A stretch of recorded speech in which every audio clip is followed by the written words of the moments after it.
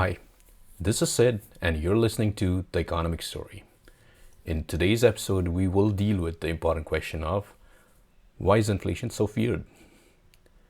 In the last couple of years, you have seen interest rates hiked, financial conditions tightened to a point that economists and market participants started talking of a potential recession.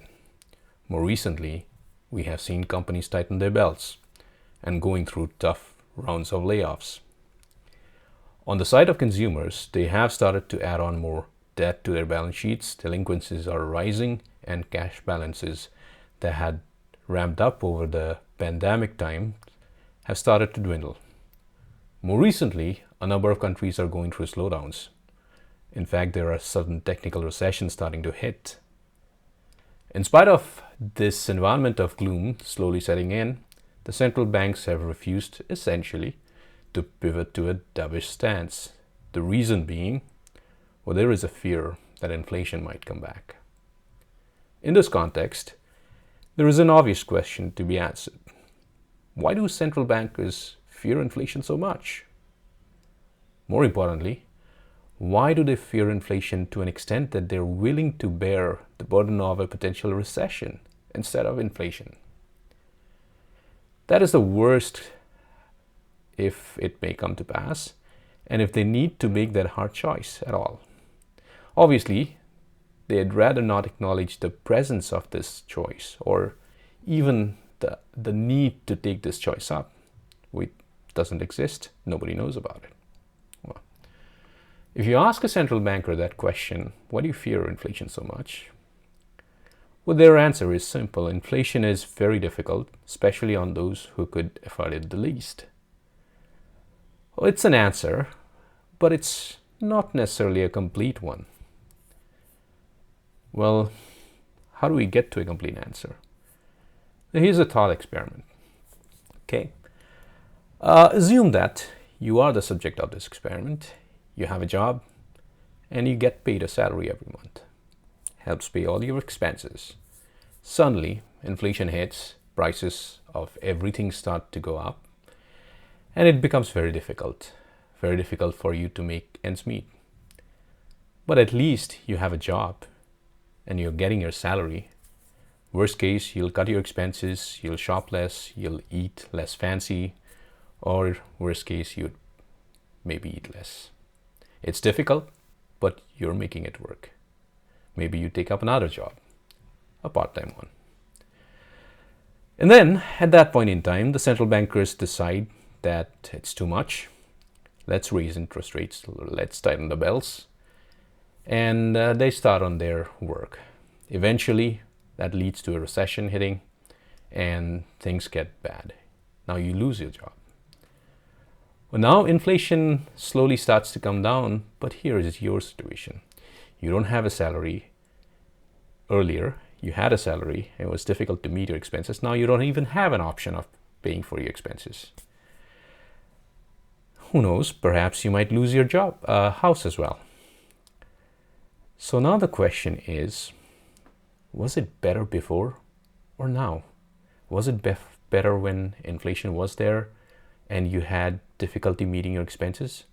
Or is it better now that you don't even have an option of paying for any of those expenses? That's a very, very difficult choice. So, I guess the important question is this. Why would anybody prefer recession over inflation, even if it's the last option? The answer is complicated, but let me take a stab at it. The reason is because they fear inflation more than recession. Difficult one, but that has to be the fact. Why? Because they know there is a way out of recession to a normal economy. It is a way they have tested a number of times. The way out of inflation to a normal economy directly has not as often been tested. And even when they got an opportunity to test it, the success rate is not very clear. But they do know that there is a way from inflation to a recession. That has had a good amount of success rate whenever they had to force it upon. So, in case the direct path from inflation to a normal economy doesn't appear to be as clear, there is at least a detour. They do know that exists, which is from inflation to recession to a normal economy. So that is why getting to a normal economy is what everybody wants.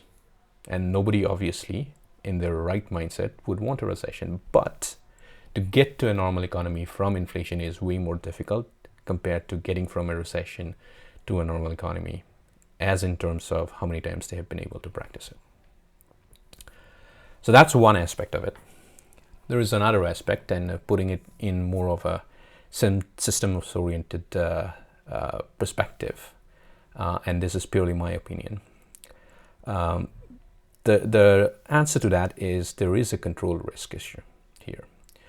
What is a control risk? Control risk is a risk wherein a controller loses control of a system.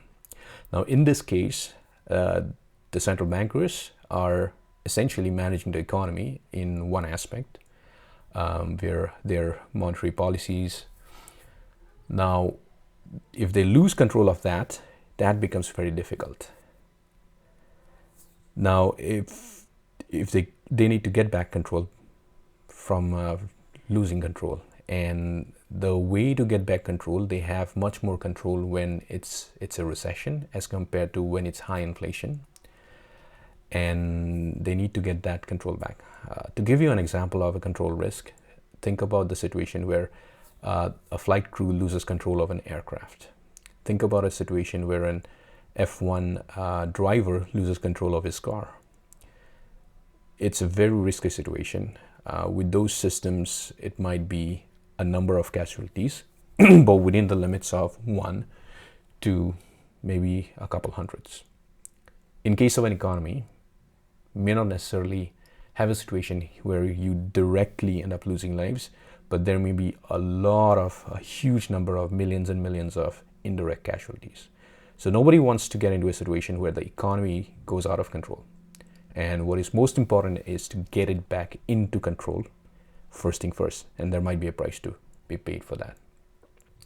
So the control risk is one situation where nobody wants to get, especially central bankers with the economy. So they want to get control back in their hands. And that is one of the reasons why inflation is so feared, because if not managed, it brings in a control risk for the whole situation. So back to my thought experiment. There is a final scene, which is something I did not lay out, which is once inflation comes back, what happens is economy goes back into normal shape, companies start to hire, and eventually you get hired back. And maybe you don't move into the same place if you have lost it, but you're able to move back into a new place, if not unless you continue to stay in your existing place. You're able to get back to be able to pay your expenses, and essentially the inflation monster has been slayed at this point in time, and your family continues to live happily ever after. So that is pretty much the end of the story. That's about it for today. Thank you so much.